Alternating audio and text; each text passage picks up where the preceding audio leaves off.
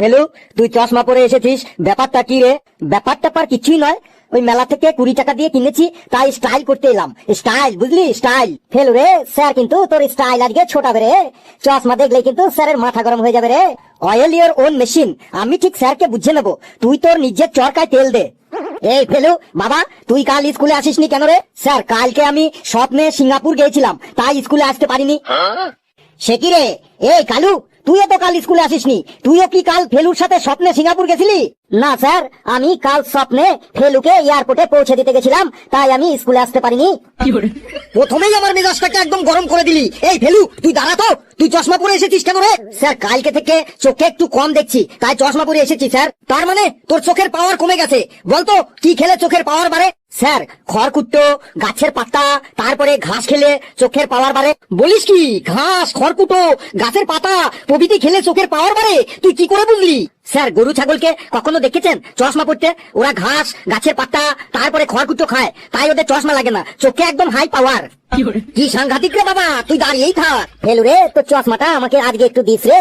কালকে আমি একটা স্বপ্ন দেখেছিলাম, স্বপ্নটা ঝাপসা ঝাপসা দেখছিলাম, আজকে চশমা পরে ঘুমালে আর দেখতে পাবো রে। এই কালু, তুই আবার কি বলছিস রে? তুই দাঁড়া তো, তুই বলতো ভাস্কো দা গামা কবে ভারতে এসেছিলেন? স্যার, কে কবে কোথায় আসবে কোথায় যাবে এটা জানা কি আমার দায়িত্ব? আমি স্কুলে পড়াশোনা করতে আসি, পড়াশোনা করে যাই। জানিস না? সেটা তো ভালোভাবে বললেই হয়।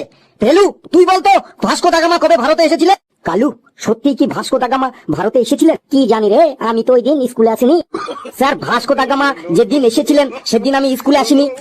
সব কটা এক একটা গুপি যন্ত্র, আমাকে একদম পাগল করে ছাড়বে। স্যার, আমি বলবো ভাস্কো দা গামা কবে ভারতে এসেছিলেন? তুই তো একাই এই ক্লাসে একমাত্র সঠিক উত্তর দিস, নে তুই বল। স্যার, ভাস্কো দা গামা 1498 সালে 20 মে ভারতে এসেছিলেন। স্যার, ওরা জানলে তো বলবে যে ভাস্কো দা গামা কবে এসেছিলেন, ওরা তো কিছুই জানে না।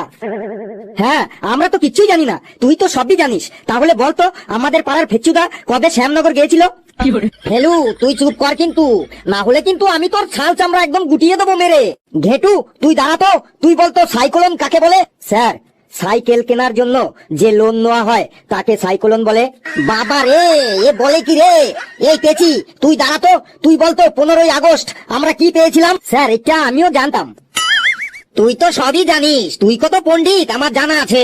বলতো তুই তাহলে 15টা ফলের নাম বলতো। স্যার, 15টা ফলের নাম হলো আপেল, আঙ্গুর, কমলা লেবু। এ তো 3টি ফলের নাম বললি, আর 12টা ফলের নাম বল। স্যার, আর 1 ডজন কলা। বাবলু, একদম তো ফাটিয়ে দিলি রে, কিসের ফাটালো রে? সব কটাই এক একটা মূর্খ। এই কালু, তুই বলতো মাছ খেলে কি হয়? স্যার, মাছ খেলে পুকুরের মাছ কমে যায়। হায় রে হায়, এদের নিয়ে যে আমি কি করি। আরে, মাছ খেলে দেহের প্রোটিন বাড়ে। তোদের সবার ভবিষ্যৎ দেখছি অন্ধকার। না স্যার, আমাদের ভবিষ্যৎ কারুরই অন্ধকার নয়, দরকার হয় জেনারেটর দিয়ে আলো জ্বালাবো, তাও ভবিষ্যৎ অন্ধকার করবো না। ভালোভাবে পড়াশোনা না করলে কোনো জেনারেটরই কাজ দেবে না। স্যার,